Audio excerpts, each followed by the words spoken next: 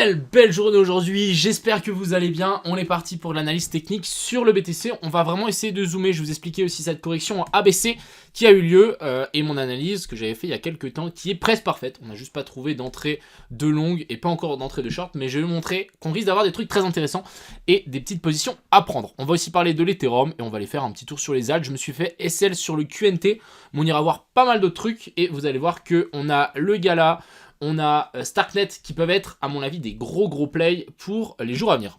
J'espère que cette vidéo vous plaira. Encore une fois, si vous voulez pas rater la suite de mes vidéos, etc., n'hésitez pas à lâcher un petit pouce bleu et à rajouter un petit like. C'est 2 fois la même chose, mais c'est pas grave. N'hésitez pas à en mettre 2 du coup. Sur ce les gars, passez une excellente vidéo. On est parti. Crypto, millions.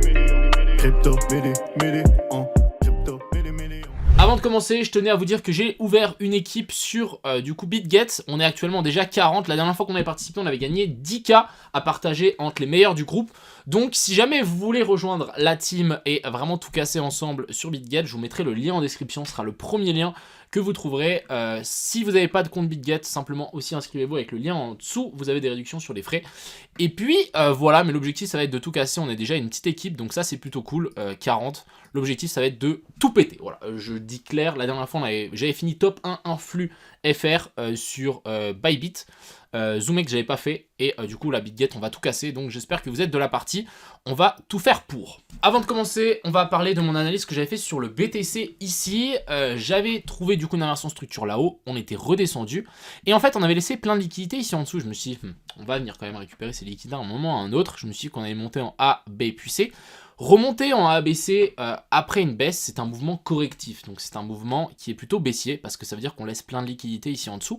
Je me suis dit qu'on pouvait descendre un petit peu plus bas, chercher la zone de fair value gap et la zone OTE. Ensuite remonter, trouver notre C, passer au-dessus de ce plus haut là. Comme je vous avais montré dans la dernière vidéo, je vous avais montré qu'on avait une zone de fair value gap ici, mais souvent on vient recombler une zone de fair value gap dans la zone TE et ensuite on se fait rejeter. Regardez-moi ce qui s'est passé. Ici, le seul, je pense, où j'ai eu tort, c'est qu'on n'est pas descendu assez bas. Je m'attendais à ce qu'on descende quand même un petit peu plus bas que ici. On est directement monté, on est venu récupérer ce plus haut là, en C, et ensuite ici on s'est fait rejeter assez violemment. Alors, maintenant, je vais du coup vous expliquer ce qui peut se passer. Le truc, c'est que là, on a pour moi un peu 2 options, mais on va quand même rester sur la principale. C'est le fait qu'ici, on est venu faire un nouveau plus bas. Et en gros, maintenant, on va remonter tranquillement. Donc, on descend en ascenseur, on monte en escalier. Donc ici, on peut monter tranquillement jusqu'à ce qu'on arrive dans la zone OTE. Cette zone OTE, je l'ai tirée comment? Je l'ai tirée de ici à ici. Parce que, en fait, ce qui va se passer, c'est que quand on est dans une structure baissière, les mouvements impulsifs se font en 1, 2, 3, 4, 5. Donc, si ici, on regarde vite fait, on est peut-être dans une 1, 2, 3, 4, 5. Un truc comme ça. Ici, est-ce qu'on pourrait pas faire une 1, 2, 3, 4, 5 et on descend directement chercher toutes les liquidités qu'on a laissées ici en dessous. Donc pour moi, j'ai pas réussi à trouver de short là-haut parce que on n'a pas eu d'inversion structure, mais ça aurait été vraiment clean. Maintenant, ce que j'ai envie de voir, c'est qu'ici qu'on remonte tranquillement en laissant le plus de liquidités possible, donc en laissant des lots à chaque fois avec des stop loss, qu'on vienne chercher cette zone d'OTE, qu'on nous fasse une petite inversion de structure, comme d'hab. Donc ces inversions de structure, je peux vous montrer en 5 minutes, mais je veux que ça ressemble à ça. Comme ce qu'on était venu faire ici plein de fois. Alors, ici on était venu faire une petite inversion de structure. Si vous voyez bien, ici on avait eu le boss et le cos, tac tac tac, et ensuite on avait chuté la même chose. Donc là on avait le cos et le boss, donc tac tac tac, genre c'est vraiment dessiner ça, hein. Tac tac tac tac tac tac. Et en gros là on a notre boss et notre cos, on revient chercher ici la zone OTE et ensuite ici on rechute. Donc c'est ce que j'ai envie de voir dans la zone OTE de la dernière chute sur le BTC. Quand on va revenir dans cette zone OTE. Et une fois qu'on aura touché cette zone OTE, l'objectif ça va être de target toutes les liquidités qu'on a laissées ici en dessous. Vu comme on est descendu assez fort, je voudrais bien que ça remonte tranquillement et ensuite ça fait bam. Comme ce qu'on était venu faire ici, vous voyez qu'on descend fort, on monte en escalier, on descend fort, on monte en escalier et ensuite on redescend fort. C'est exactement ce qu'on veut voir sur le BTC. Ça c'était mon premier plan, c'est ce que je veux essayer de trader, c'est trouver un short là-haut. Mon deuxième plan, c'est potentiellement qu'on est dans une beaucoup plus grosse structure et qu'on soit finalement ici dans une A, B puis C. Oh là, j'ai un peu exagéré, A, B et puis C. Et du coup en fait ici c'est le bottom et qu'on est bien revenu chercher donc les poches de liquidité qu'on avait laissées là. Donc, et la petite zone de fair value gap qu'on avait laissée juste ici.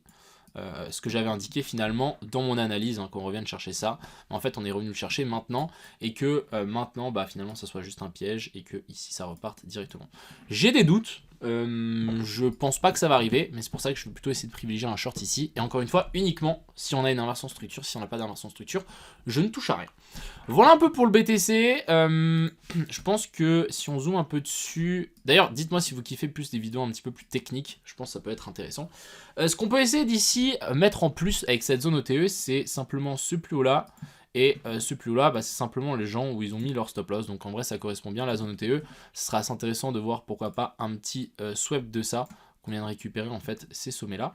On va zoomer, on va passer aussi en grosse time frame. J'aime bien passer des fois en 4 heures, 12 heures pour voir un peu ce qu'on a sur le marché. Bon, pour le moment, on n'a rien. Donc, rien à dire. On a une petite zone de fair value gap ici, mais rien de très passionnant. Donc voilà, j'attends un retour dans cette zone ETE et ensuite on avisera. Du côté de l'Ethereum, donc l'Ethereum ici, on est reparti de sa zone ETE, on est bien remonté. Et ensuite ici, regardez-moi ce qu'on est en train de faire. Si ça, c'est pas beau. Je pense qu'il y en a beaucoup d'entre vous qui l'ont déjà vu, mais on a notre inversion de structure. Donc on a prise de liquidité. Donc, et là, on a notre gosse et notre boss. Changement de caractère. Donc là, ce qu'il faudra essayer de surveiller pour l'Ethereum, c'est si on revient chercher cette zone ETE et qu'on se fasse rejeter. Il y a de fortes chances qu'ici on se fasse rejeter, étant donné qu'on aime chercher ses liquidités. Et ensuite, comme TP, on pourra largement venir récupérer la poche de liquidité qu'on a laissée là, voire un peu plus bas. Je me méfierais quand même avec ce genre ici de short, parce qu'en fait on est à contre-tendance, on est vraiment dans une structure haussière. L'objectif c'est pas forcément essayer de trouver des shorts dans une structure haussière, mais plutôt essayer de trouver des longs dans les zones OTE, donc pourquoi pas attendre un long dans cette zone là, entre la zone des 3750 et des 3700. Donc ça, c'est pour moi deux trucs assez intéressants à noter. Mais on a quand même une très belle inversion structure après une prise de liquidité au nord. Ça m'étonnerait pas qu'on se fasse rejeter. Bon là, on voit bien l'Ethereum qui push, le Bitcoin qui push. Donc pour les gars, pour vous les gars, je me méfierais vraiment. Hein. Je shorterai en tout cas pas l'Ethereum, mais le Bitcoin, si on y arrive, ça peut être assez intéressant. Petit tour sur le W. J'ai plus ma position, je l'ai cut, mais pour les gens qui ont investi en spot et tout, holdez-le. À mon avis, ça va s'envoler. On est potentiellement en train de partir, donc ça, c'est plutôt bon signe. QNT, je me suis fait stop loss. Malheureusement, la pattern n'a pas tenu. Bon, on est en train de repartir maintenant. Si jamais on a une nouvelle pattern qui se met en place, bah, tant mieux. J'ai perdu, il me semble. On va vite voir sur Twitter. Je préfère être franc avec vous. Hein, l'objectif, c'est d'être le plus transparent possible. J'ai perdu du coup 231 $ là-dessus. Bon, c'est pas bien grave. Le setup était bien, mais bon, pas assez bien à ce que je vois. Parlons un peu du Solana. Solana qui n'est pas redescendu chercher notre zone OTE, donc on est venu chercher la target qui était juste ici au-dessus. Assez intéressant. Moi, ce que j'y vois maintenant, tout simplement, bah, c'est qu'on a une très belle inversion structure, même on en a une plus grosse. Ici, on a notre COS et notre boss. On peut même potentiellement s'attendre que ici, ça soit le bottom, étant donné qu'on a corrigé en A, B et puis C. Si on zoome un peu dessus, vous allez voir qu'on a quelque chose de très intéressant ici. On a A, B, puis C, sous-décompté même en A, B, puis C, swap du high, et ensuite ici on a chuté. Donc franchement on est sur une pattern très très clean. Maintenant je me dis, est-ce qu'on est bel et bien cherché et touché cette zone OTE? Oui, on est venu toucher cette zone OTE, donc en théorie ici le Solana peut largement partir sur ces niveaux là et ensuite venir chercher un peu plus haut. Donc en tout cas la target de cette pattern, ça va être de récupérer ça, voire même récupérer un peu plus haut, mais je sais pas trop où on pourrait trouver des targets pour le coup. Ouais, je me méfierais quand même un peu, parce qu'on peut largement voir cet été, ici une remontée, nous faire une grande A, B, et puis C, on vient de chercher la zone de fair value gap qu'on a laissée là, et ensuite on repart. Donc faites attention quand même, ne soyez pas trop gourmands sur vos TP, n'oubliez pas, c'est l'été. Ensuite ici on a Starknet qui continue à monter sans nous, j'ai le seum, clairement j'ai le seum. Je veux le voir, un retour ici en dessous pour trouver un gigalong, mais voilà, il n'y a pas de gigalong, donc j'ai le seum. Ce qui peut être assez intéressant, on va voir un peu ce qu'on peut faire, c'est ce que j'avais dessiné hier, mais on a la zone de fair value gap ici en 4 heures qui peut être notre sauveur et se dire ok on va taper là, on se fait rejeter, ça serait vraiment le top. Et maintenant pourquoi pas avoir une touchette de ça pour ensuite vouloir partir vers le haut, mais je patiente encore, je patiente encore. On verra si j'arrive à le choper un peu plus bas, ce serait Gucci. Si le Bitcoin aussi veut descendre un peu plus bas, peut-être Starknet voudra descendre plus bas. Giga, je suis de giga bonne humeur, vous imaginez même pas aujourd'hui. On va parler du VET. VET, je voulais quand même vous dire un petit truc. Il se peut que j'ai été un petit peu trop gourmand sur le TP. Pourquoi je l'ai mis au-dessus de cette mèche là, alors que la vraie poche de liquidité, elle est où? Il y en a une ici et il y en a une ici. Donc en vrai, essayez de chercher plus des equal low, donc et des equal high. Vous voyez que là, ça aurait été vraiment le TP parfait. Malheureusement, j'étais un peu trop gourmand. On va surveiller ce que le Bitcoin nous fait. Si le Bitcoin vraiment repart assez fort, etc. Je suis toujours en position à voir. On n'a pas d'inversion structure sur le VET, donc on va peut-être bien chercher la TH, mais s'il se retourne, on n'est pas à l'abri de faire un truc comme ça, donc méfiance, et si on arrive à prendre 2-3 profits par là, ça serait pas déconnant. Quand je dis par là, on parle de la zone des 3,6 centimes. On va continuer un petit peu avec le PIT qui veut toujours pas récupérer notre zone un petit peu plus basse, donc on va simplement patienter. La zone un peu plus basse, c'est la zone OTE, depuis ce point bas à ce point haut, donc vous voyez que ça commence vers la zone ici des 41 centimes. Tant qu'on n'a pas touché ça, pour moi, pas d'intérêt de longue. Et on va finir avec le Gala. Je vous ai partagé une analyse hier sur Twitter, super intéressant à mon avis. En gros, on a eu donc prise de liquidité ici en dessous, la trendline qui a été cassée. Donc les gars, la trendline, vous pouvez la tirer de deux façons différentes, soit avec les mèches, soit avec les clôtures du bougie. Donc pour moi, ça marche dans les deux. Je vais juste enlever tous mes dessins. Mais c'est à vous de choisir, il n'y a pas de règle, mais vous ne pouvez pas simplement tirer une trendline comme ça vous arrange. Soit suivez une règle et vous la suivez partout. Ici, vous voyez que si on tire avec les trendlines, il ne se passe pas grand-chose. Par contre, si on tire avec les clôtures de bougie, on voit qu'on est quand même sur quelque chose de plus sympa. Ici, tac, tac, et ici, on fait support. Donc moi, je pense que le gars là, il va vraiment pouvoir s'envoler. On est vraiment sur une pattern très très clean. Et ici, on le voit bien, on a touchette, bah pas touchette, mais prise de liquidité. Ici, on latéralise. Et je pense vraiment qu'on va pouvoir, pourquoi pas, tirer une giga bougie haussière ici sur le gala. Donc assez intéressant si jamais vous ne savez pas quoi acheter en spot ou quoi, ça peut être pas mal.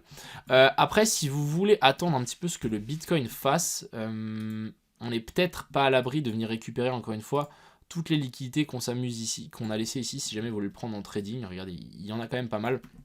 Donc je pense que ça dépendra beaucoup du BTC, qui lui est vraiment en train de vouloir s'envoler. Donc voilà. Voilà un peu le topo. Et on va finir avec le Floki qui est bientôt à la TH. Moi j'ai ma position, j'ai enlevé le TP. Je me suis dit qu'on pouvait aller monter beaucoup plus haut. Donc voilà, je sais pas jusqu'où on peut venir chercher ce TP sur Floki, mais j'ai décidé de le hold vu comme il est parti. Et à mon avis, il suit son petit frère, le PP qui est en full moon. Et le prochain qui peut s'envoler, à mon avis, c'est le Doge qui est en fait toujours en train de latéraliser ici. Je l'attendais un petit peu plus bas pour trouver un long, mais malheureusement, bah, Knut se fait front run encore une fois. On va, je pense, patienter encore un petit peu. Mais je pense que c'est peut-être le prochain shitcoin ou même coin à exploser. Voilà un peu le topo. J'espère que du coup cette vidéo vous a plu. Si jamais vous voulez suivre un peu nos aventures sur du coup le concours BitGet, etc., n'hésitez pas à aller vous inscrire et à vous abonner si vous voulez suivre l'avancée dans mes vidéos. Je vais vraiment en parler de plus en plus, montrer les patterns, etc. Donc on va essayer de tout casser. J'espère que vous avez passé une bonne vidéo. Je vous souhaite à tous une excellente journée. C'était Crypto Million. Ciao.